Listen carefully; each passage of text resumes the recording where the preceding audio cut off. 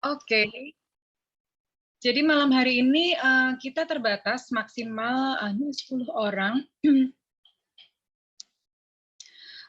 Buat teman-teman yang mungkin tidak bisa bergabung, bisa kasih tahu teman-teman yang lainnya yang kebetulan tidak dapat spot malam hari ini, bisa dikasih tahu untuk gabung di channel YouTube-nya Mbak Mariana Lo ya. Ada linknya udah saya kirim di Telegram maupun di grup WhatsApp ya, silakan ya teman-teman ya. Oke, dan malam hari ini kita mau lanjut yang kemarin. Kemarin itu Bang Aswar kita sempat belajar tentang bagaimana memilih model dunia, ya model dunia seperti apa yang kita akan adopsi untuk dalam kehidupan kita sehari-hari. Dan kemarin kita belajar tentang bagaimana bedanya antara antara survive, terus kemudian dengan safety dan juga dengan kreatif gitu, terutama di masa krisis ya. Dan nyambung dengan hal itu, malam hari ini kita mau transcendence, kita mau bicara ngobrol dengan Mbak Sani. Udah pada kenal pasti ya. Halo Mbak Sani. Halo Mbak Ike, selamat malam teman-teman semua. Oke, selamat malam. Jadi kita mau ngobrol dengan Mbak Sani, karena kebetulan Mbak Witanya sedang berhalangan, jadi ya ini kita untuk case-nya kita akan gali kehidupan Mbak Sani. Mbak Sani siap dikorek-korek? Siap Mbak. Mbak Sani siap dikorek-korek ya? Ya. Oke, kalau gitu. Oh, ini udah 91 peserta, 91 orangnya. Oke. Ada teman-teman yang baru pertama hadir di sini. Kalau ada boleh angkat tangan atau raise hand gitu. Ada? Oh, Mbak Marinya gabung hari ini. Halo Mbak Mari. Ada Mbak Mari gabung, tumben bisa. Oke. Baru pertama ini ada Bang Flo. Bang Flo Indonesia ini Bapak Mawar ya. Oke, Bang Flo. Ini suaranya sudah unmute, bisa dinyalakan mic-nya. Dapat informasi tentang Mawar dari mana?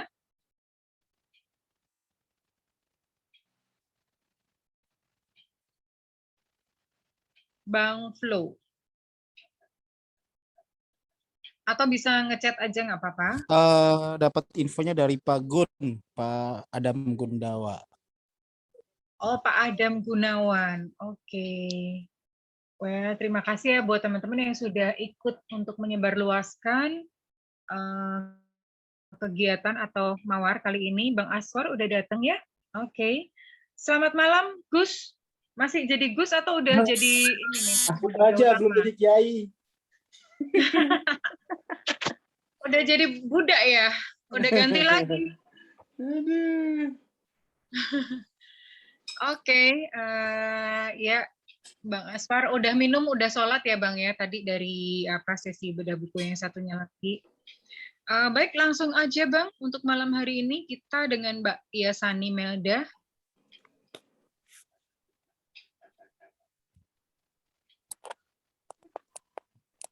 Pagi Bang Aswar, malam ya? Ya udah pagi aja ya. Gimana nih Bang? Gimana Mbak Sani? Mau diapain ini? Tadi katanya di grup itu apa tuh? Finansial ya, bahas finansial ya. Ya. Keren nih. Berkaitan dengan ini. Butuh untuk ini ya, untuk mungkin lebih berdaya di finansial gitu ya. Ya betul. Bersesuaian dengan model dunia ya Bang ya. Betul. Jadi kita sangkut pautkan model dunia dengan kaitannya finansial gitu ya Bang ya. Iya, jadi model dunia itu mengatur ya. Mengatur perspektif kita untuk melihat berbagai macam aspek dalam kehidupan gitu ya, termasuk dalam aspek finansial kan gitu ya. Karena yang lebih kerasa memang di finansial ini ya Bang, secara mayoritas. Itu yang paling ini ya, saya kira Indonesia, yang paling apa namanya tingkat berdampak. kesadaran itu kan lebih cepat ya, lebih cepat disaksikan perubahannya itu pada bisnis ya, atau pada finansial dan apa namanya, pada kesehatan gitu ya, seperti itu. Jadi untuk mengetahui kesadaran apa yang mengatur hubungan diri kita dengan finansial, apa kesadaran survive, ya toh? Kesadaran survive, kesadaran adaptif, atau kreatif gitu kan. Jadi kondisi finansial kita ini sebenarnya dikontrol oleh kesadaran apa gitu kan. Seperti itu. Survive, adaptif, atau kreatif gitu kan. Kalau untuk kreatif ini masa pandemik sekalipun tuh dia nggak ngaruh, malah naik. Karena tatanan kesadaran dirinya itu tidak terbalik gitu kan. Ini kan sebenarnya ini kan tatanan kesadaran dirinya terbalik gitu ini. Tatanan kesadaran dirinya terbalik. Nah, kemudian tuh ini kan yang disebut sebagai kesalahan ya kan. Dia menjadi kesalahan. Lalu kemudian itu menjadi bencana. Dari kesalahan identifikasi diri menjadi masalah finansial kan gitu. Ya kan?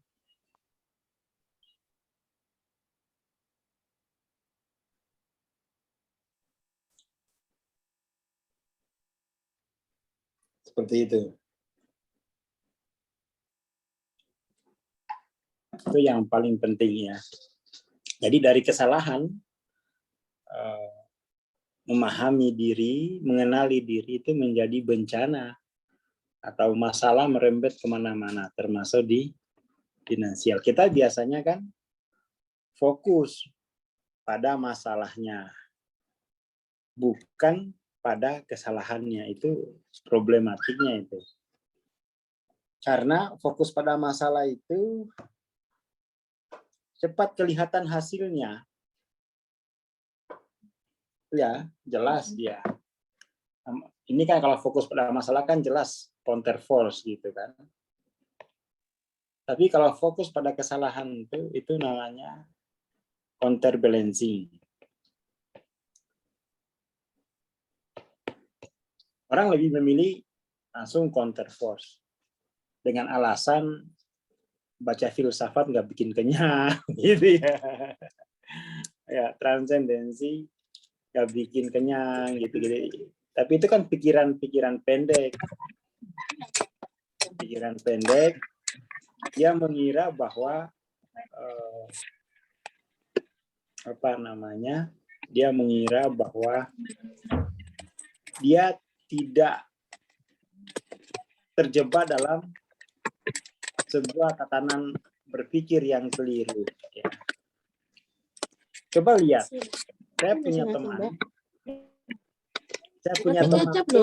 Tambah itu kan ya? Apa itu? Nggak maksudnya deh, karena ayat Apa itu kok? Urusan rumah tangga. Oh, urusan rumah tangga ya udah. Jomblo harap malu.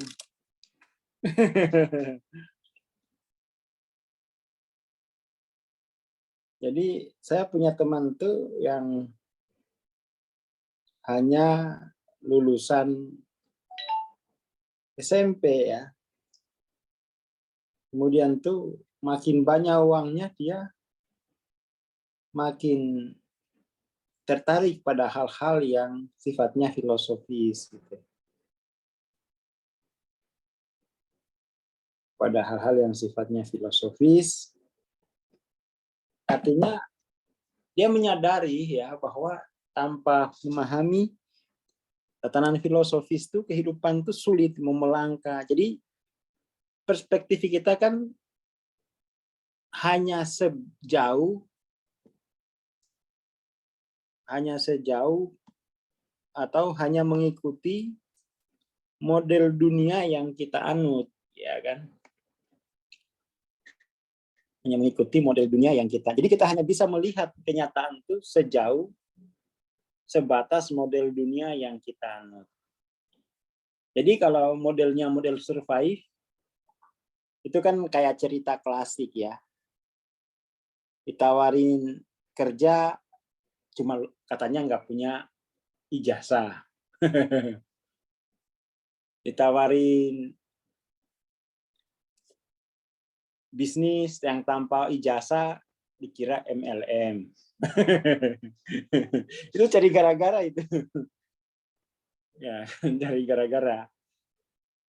Ditawarin, dikasih modal, belum punya project bisnis, ya mati aja gitu kan. Ya seperti itu. Kurang lebih seperti itu.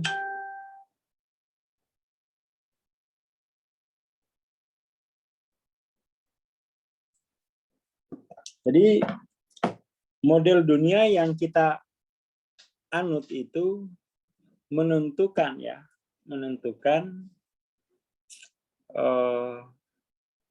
cara pandang kita ya, menentukan aktivitas jiwa kita, itu poinnya ya. Model dunia yang kita anut itu menentukan ya, atau membatasi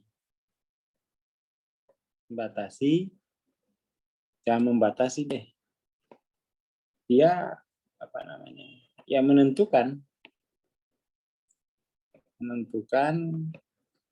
gerak aktivitas jiwa kita gitu ya.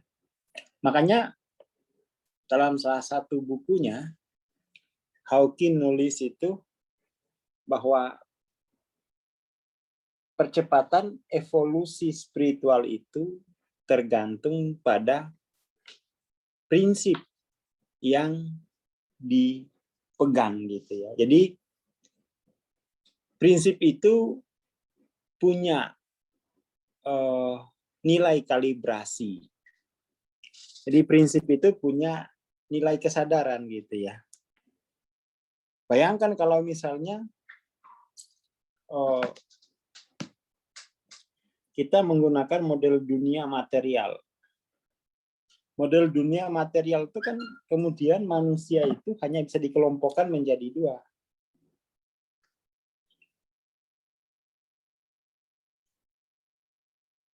Yang survive sama yang adaptif.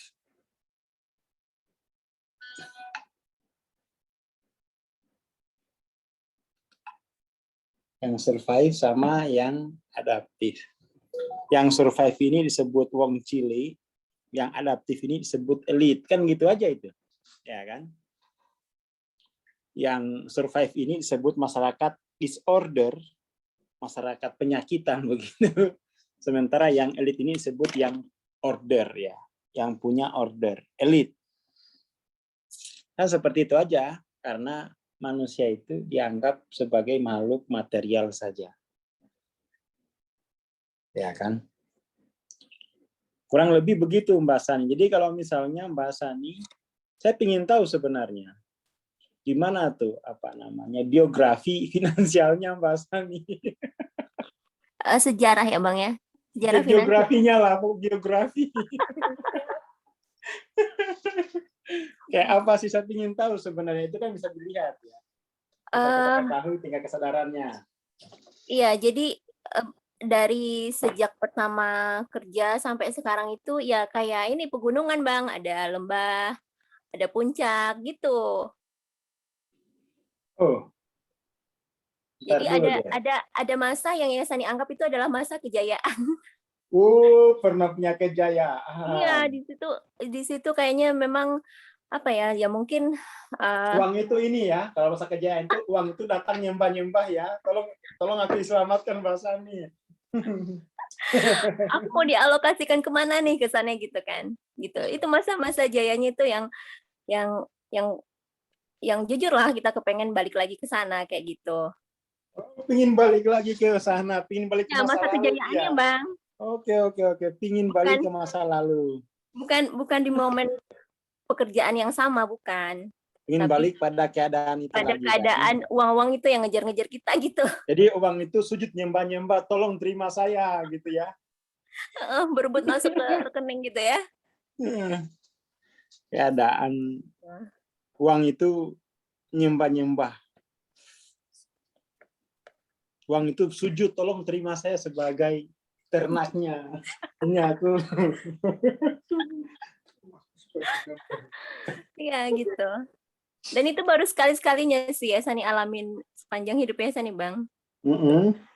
Nah itu yang patokannya Sani pengen balik lagi ke kondisi seperti itu, tapi bukan dengan tentang pekerjaannya atau suasana kerjanya, bukan. Gitu. Jadi gimana tuh gimana? Saya ingin tahu apa namanya. Ya, secara singkatnya ya Bang ya. Oh, Jadi kalau tuh bisa detail aja. ya, Ini kan jadi serial nih kan, jadi serial panjang ini. episode introduction sekarang. Ya, Jadi jadi sekarang itu digambarkan biar seru ya. Keadaan terakhir gitu. Keadaan terakhirnya gitu ya. Keadaan terakhirnya, jadi kita flashback, jadi keadaan terakhir itu dalam sekarang itu tragis dulu ya gitu ya. Oke, ya tadi ya. Alurnya ini kan alur apa namanya? Flashback kan? Ya, alur Back then. mundur ya. Alurnya mundur. Ya. Gitu.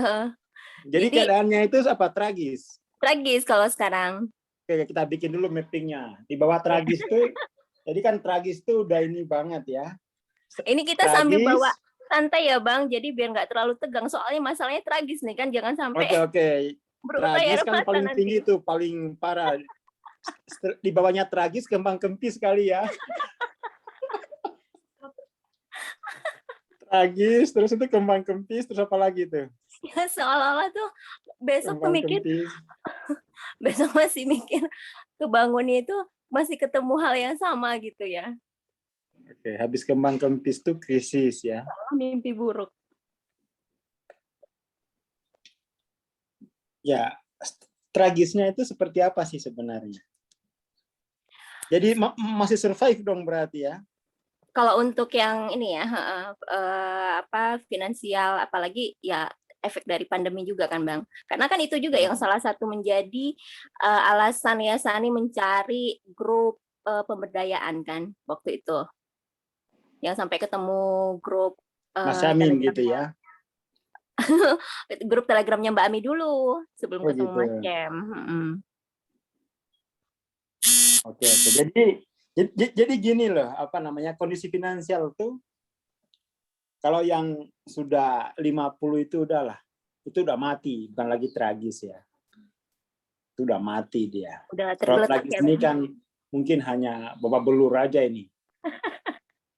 Jadi babak belur tuh dalam peta kesadaran tuh ada mungkin di 60, 65, 70, 75. Coba kita gambarkan ya, berdasarkan peta kesadaran gitu ya.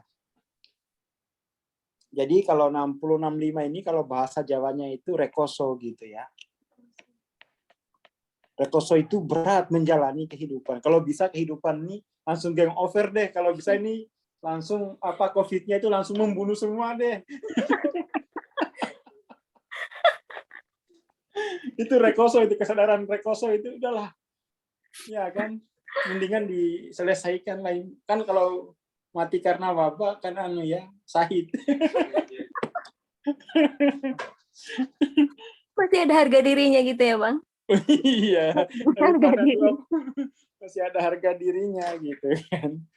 Jadi kondisi tragis tuh. Jadi kondisi rekoso itu menjalani hidup itu setiap hari dengan keadaan penuh ketidakpastian gitu ya.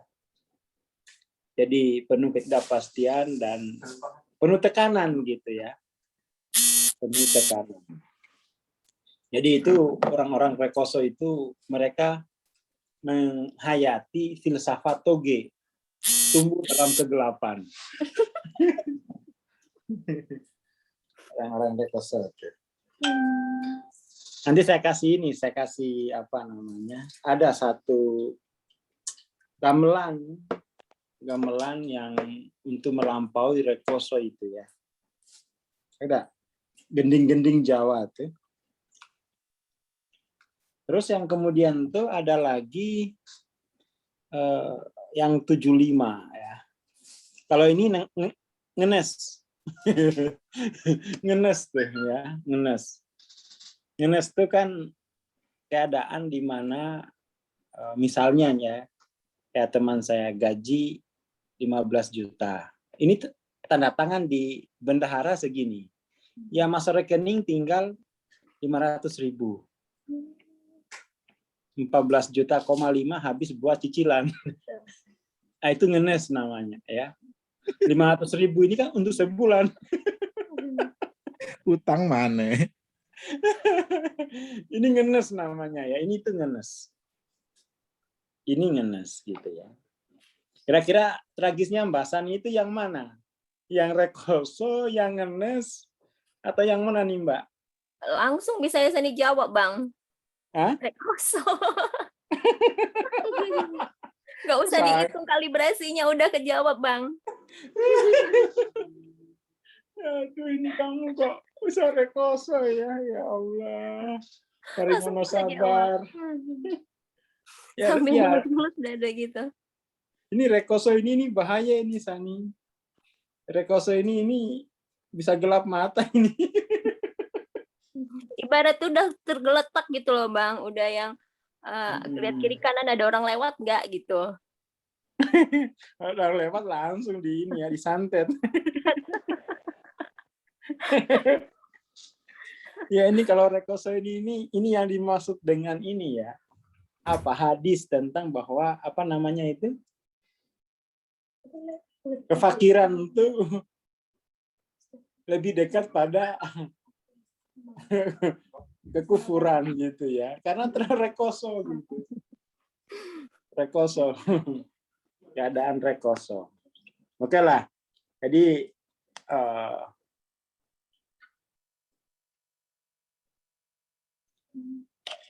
apa namanya? Ya mulai dari sinilah ya. Kita tahu hari ini berarti kondisi finansialnya Mbak Sani itu statusnya rekoso. Ini kalau untuk penanganan COVID ini udah angkat bendera putih ya. Udah minta bantuan ke luar negeri ini, Pak Luhut. Karena ini berat, nggak bisa lagi gitu ya. Nggak bisa lagi. Bang, ya Sani mau ngasih mau gambaran. Oh, kira mau nangis. Kirain mau nangis. Kan udah dikasih kode tadi di grup, kalau bisa sambil nangis-nangis gitu. Nggak bisa, Bang. Bukan kalau bisa ini, memang kalau ini mesti gulung kuming kalau nangisnya.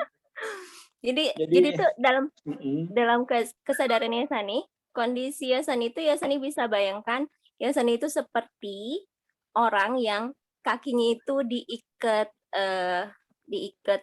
bola besi yang kayak di komik-komik Gober itu loh Bang, Donald Duck yang gerombolan si berat, tau nggak? Yang ya boleh lah. Yang kakinya diikat sama bola besi itu yang biar nggak bisa kabur. Nah seperti itu, kaki dirantai, tapi hati pengen maju gitu Bang. Tapi ya itu, kaki diikat, tangan diikat, mulut sih mungkin nggak disekap ya, cuman pengen maju ke depan gitu, tapi nggak bisa gerak apa-apa kayak gitu. Ya, itu bukan nggak bisa gerak, tapi rekoso itu mau kalau gerak itu putus kakinya. Ya, kayak gitu. Kalau bisa dilepas kakinya, kita maju ke depan kan nggak mungkin juga kan. Nah kayak gitu gambaran kesadarannya Sani Bang. Ya itu namanya rekoso itu gitu. Oh, berarti pas ya dengan kalibrasi Abang ya. Iya, rekoso kayak gitu itu. Iya, gitu. Rekoso ini gimana ya? Ya saya pernah di fase ini. Jadi rekoso itu waktu itu untuk beli kopi satu saset 1.500. Mikir panjang? Bukan mikir panjang. Apa? itu saya harus keliling dulu ke Jalan Malioboro ngumpulin uang 100 perak. Bayangin. Saya ngumpulin tuh. Saya ke jalan kaki aja gitu ya, nemu 100 yang dibuang-buang di lampu merah itu loh. Oh iya. Nah, itu rekoso itu kayak begitu. Untuk Oh. minum kopi 1 gelas tuh berapa lampu merah yang harus saya lewati. Cari-cari yang miskin itu dulu, Bang. gimana? Dulu semiskin itu, Bang. Bambung Loh, itu. terima miskin net. terlalu berwibawa itu kalau sebut miskin. Bambung. Ada lagi nggak sih yang di bawahnya miskin tuh? Belangsak ya.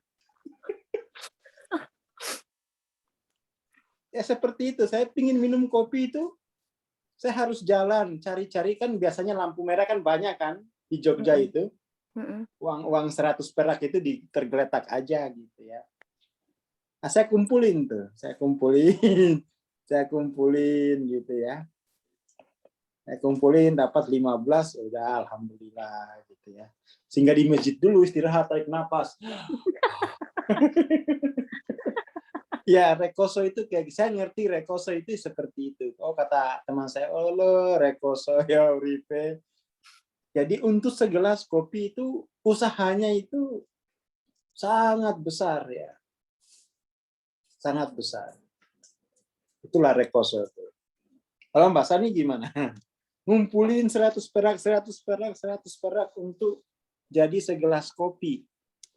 Kalau yang sekarang nggak sama kisahnya, Bang. Cuman ya mirip-mirip kayak gitulah. Ya itu ini ya. Jadi Ya kan nggak mungkin juga ya Sani ninggalin rumah terus nyari lampu merah. ya kurang lebih begitulah kesadaran rekoso itu. Ya. Oke. Lalu gimana waktu itu saya melampaui kesadaran rekoso itu, ya kan? Jadi waktu itu ya banyak ini sih ya saya udah belajar Hawking waktu itu, tapi masih di awal-awal kan. Masih di awal-awal. Jadi waktu itu saya masih belajar rilis emosi gitu ya. Jadi jangan sampai dalam keadaan rekoso emosi negatif itu banyak yang belum dirilis. Jadi dalam keadaan rekoso ini paling enggak kita bisa mampu merilis emosi dulu. Mampu merilis emosi gitu ya. Rilis emosi itu setiap malam itu. Setiap malam dijalani dulu namanya itu saya di EFT itu ada namanya personal peace procedure gitu loh. Personal peace procedure. Itu dulu saya menjalani itu Mbak Sani. Jadi setiap hari saya kehidupan rekoso itu saya tidak ingin catatan rekoso itu masuk ke alam mimpi. Jadi setidaknya itu setiap habis Isya ya. Habis Isya itu saya keluar dari lari dari melampaui dunia nyata itu, dunia realitas dimensi 3 dengan imajinasi gitu ya. Dengan imajinasi saya membayangkan tuh ke jalan-jalan punya uang. Itu kadang-kadang tuh yang membuat saya senang di malam hari itu baca-baca majalah otomotif gitu loh. Ada mobil mewah, senang gitu ya. Itu cara saya untuk melampaui rekoso itu. Paling enggak ada harapan besok gitu ya. Ada harapan besok gitu.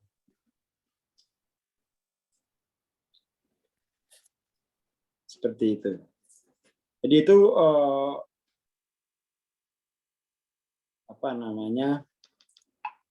untuk Jangan sampai kemudian terakumulasi rekoso ini menjadi sakit fisik gitu loh. Jangan sampai menjadi sakit fisik. Atau jangan sampai rekoso ini terakumulasi menjadi gangguan mental gitu ya, gangguan emosi. Nanti bawaannya itu kan mudah marah, mudah tersinggung gitu. Makanya memang untuk yang rekoso ini harus banyak diajak tertawa dalam penderitaan.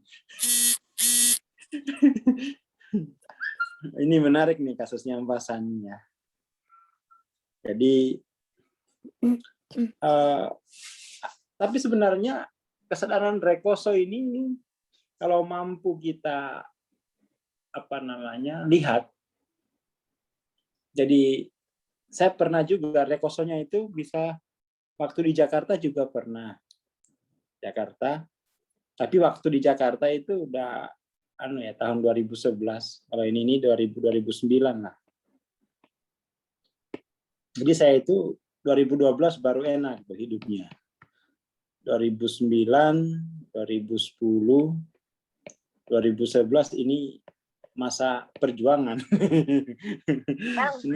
Abang di Ya. 2009 lagi di lampu merah, itu ya saya lagi masih di mall. Woi, canggih kamu ya. Itu. Coba ketemu abang, udah kasih 5.000.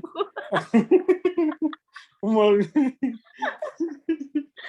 Ya lanjut bang. Ya, jadi ya tahu lah saya fase-fase rekoso itu. Ya. Kalau fase 75 ini waktu kerja malah. Awal-awal kerja itu banyak kasbonnya gitu ya. Gaji waktu itu berapa? 600. Kasbonnya kadang itu 900. Jadi gimana? Nangis, sedih lah pokoknya. Sedih. Jadi gaji 600. Jadi udah utang bulan depan nih. Ya kan? Udah utang gitu. Ini udah pakai nama orang kasbon nih. Jadi masa-masa kritis itu yang ngalamin. Dan akhirnya tuh 2011 ya, 2011 tuh ngalamin lagi. Tapi saya udah tahu gitu. Udah tahu bahwa jadi 2011 tuh saya udah nggak pakai emotional release gitu ya. Nggak pakai emotional release lagi. Ilmunya udah meningkat. Oh, ternyata tuh tidak cukup hanya emotional release, tetapi mesti transendensi. Transendensi ya. Jadi 2011 itu udah banyak bertapa gitu ya. Transendensi itu kan ketika kita hidup rekoso, di situ yang paling penting itu kita harus membedakan ya antara mewakili, nah ini babnya Mbak Sani ya, sama mengalami itu beda. Jadi 2011 saya udah ngerti dua ini. Bahwa diri saya tidak mewakili keadaan itu, tapi mengalami keadaan itu. Ya, toh? Jadi mengalami tapi tidak menjadi gitu loh, Mbak Sani. Kata kuncinya itu kan mewakili dan mengalami. Jadi saya tidak mewakili diri saya, tidak mewakili keadaan itu. Setelah saya paham begitu, pada akhirnya kan karena diri saya tidak mewakili keadaan rekoso itu, akhirnya itu saya hanya menyaksikan si Aswar yang rekoso itu. Saya menyaksikan di tol, saya jadi kernet gitu ya. Jadi kernet dan nggak digaji, hanya biar bisa makan aja gitu kan. Kerjanya itu kita berangkat jam 9, pulangnya kadang jam 1 malam. Biasa ini kan. Apalagi kan Bekasi ya. Itu biasa kirim barang ke Bandung begitu ya. Tapi yang saya nikmati itu perjalanannya, bahwa ini nih, kalau saya gagal membedakan antara mewakili dan mengalami, celaka lagi saya. Jadi meskipun waktu itu keadaannya rekoso, tapi jiwa saya itu kadang bermain pada dua state, humor gitu ya, dan perayaan gitu. Perayaan atas bahwa saya bisa membebaskan diri saya dari kegelapan karena kurangnya sumber daya gitu ya. Karena ketiadaan, bukan kurang, ketiadaan. Jadi saya humorkan, humor itu kan artinya saya udah selesai dengan itu. Saya tidak lagi bisa ditipu. Identifikasi diri saya tidak akan mewakili keadaan itu. Ya kan? Jadi saya tidak akan mewakili, saya tertawa saja gitu, mati ya. Jadi ya mati juga enggak apa-apa. Yang penting saya tidak mewakili. Jadi ada kemenangan di situ ya. Ada kemenangan atas keadaan. Jadi untuk Mbak Sani itu ilmunya pokoknya jurusnya harus menang atas keadaan. Jadi ini saran pertama nih Mbak Sani ya. Iya. Jadi yang harus Mbak Sani, ini sesama ini ya. Saya alumni. Udah duluan lulus. Alumni pokoknya. Kakak kelas lah, kakak kelas. Iya, senior lah ya. Kakak kelas ya Sani. Tahu betul saya ini, kalau di sebelum 2011, 2009, 2010, itu saya betul-betul mengerjakan emotional release gitu loh. Emotional release. Jadi saya tahu bedanya antara psikoterapi sama transendensi itu karena dari pengalaman saya melewati fase-fase krisis itu. Saya kan belajar macam-macam ya. Dan saya orangnya kalau mempelajari itu saya berusaha mencari akar filosofisnya gitu ya. Jadi saya tahu, oh ini hanya rilis emosi, bukan. Tetapi kesadaran masih mewakili itu ada. Jadi kan kesadaran sebagai pelaku, korban itu kan artinya mewakili keadaan kan. Mewakili ini kan jadinya mewakili keadaan itu berarti kan pelaku korban. Nah, pelaku korban itu kan kemudian saya netralisir saja emosinya setiap malam. Itu sebelum tahun 2011. Makanya saya sangat merasa bersyukur gitu ya, bisa menemukan Hawking itu, oh dia mengajarkan sesuatu yang lebih besar dari sekedar psikoterapi gitu. Karena di tahun ini saya di Jogja itu bukunya itu udah banyak, udah ribuan gitu. Saya kok belum menemukan ini ya, apa pembedanya gitu. Pas baca Hawking, oh memang beda dia nih. Bang, bentar Bang. Biasanya mau potong. Tadi kan Abang bilang pas malamnya Abang menetralisir sebagai emosi sebagai rilis emosi. Jadi rilis kan emosinya.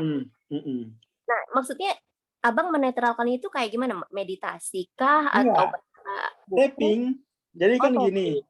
Oh iya. Jadi kesadaran korban kan sebagai korban dari keadaan. Itu kan ada kemarahan, katakanlah intensitasnya -10 ya toh? Ada kemarahan, ada kesedihan, itu diturunkan -10, -9, -8, -7, -6, -5. Intensitas subnya aja. Subjektif unit distressnya itu kita ini kan, kita turunkan -4 sampai ke titik 0. -3, -2, -1, -0. Ini dianggap sudah sembuh. Oh gitu. Dianggap sudah sembuh. Ternyata itu dalam transendensi ini belum sembuh, belum tumbuh, masih sakit. Jadi kalau emosinya 0 itu kan dianggap sembuh kan? Iya. Tetapi kesadaran sebagai korbannya itu tidak sembuh. Itu harus ditransendensi. Itu harus ditransendensi. Dia tidak sembuh karena itu bukan emosi. Tetap aja sebagai korban, tapi emosinya kan 0. Besok ngulang lagi, ya mungkin 5, 8 gitu ya. mungkin besoknya lagi, akhirnya tinggal kemudian tuh 4. Lama di situ itu. Akhirnya tuh menganggap kalau emosinya sudah tidak terlalu berat, itu akhirnya tuh rekoso itu dianggap sebagai apa? Jadi gini loh, dari keadaan rekoso itu, awal pertama kali kita mengalami itu kita menjadi korban ya, merasa korban sendirian gitu. Menjadi korban kehidupan itu sendirian. Semakin sering rilis emosi, kemudian tuh lama-lama tuh kita akan sampai pada keadaan ake tunggale. Ngerti ake tunggale nggak? Apa tuh, Bang? Banyak temannya. Oh, Itu tahapannya tuh dari viktimisasi, ya tuh viktimisasi.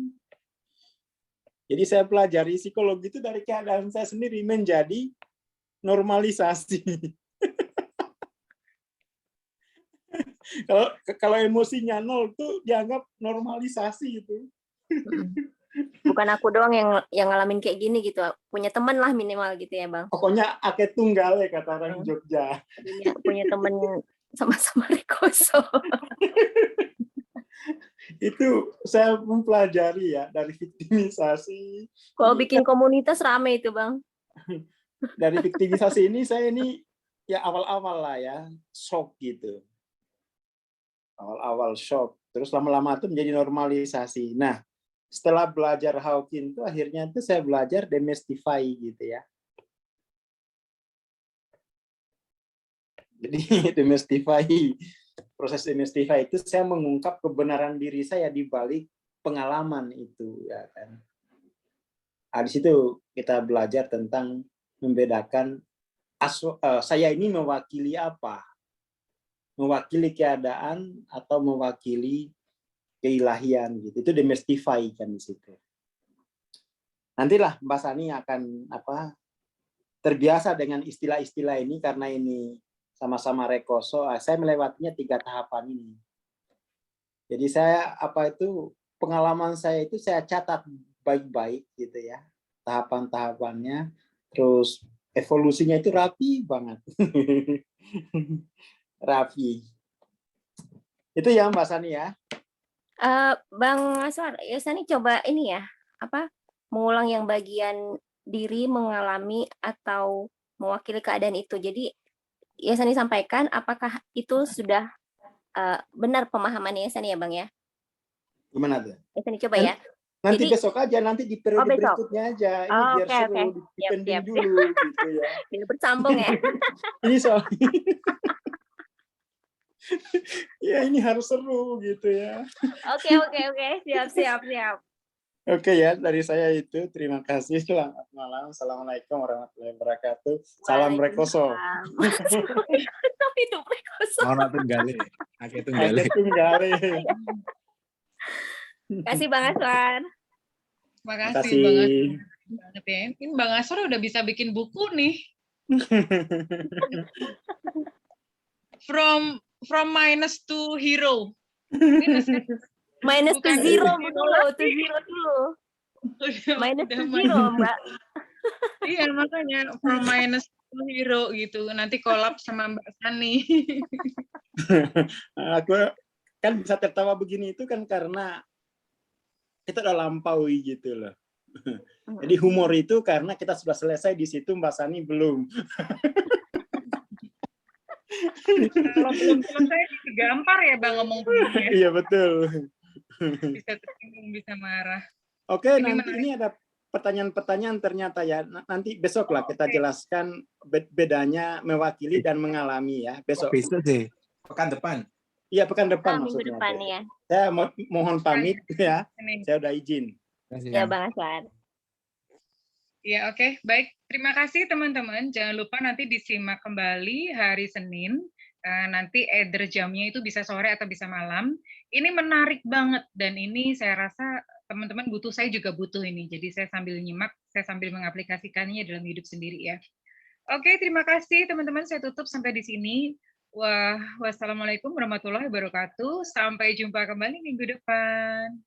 Dah, Love you, baik. bye-bye.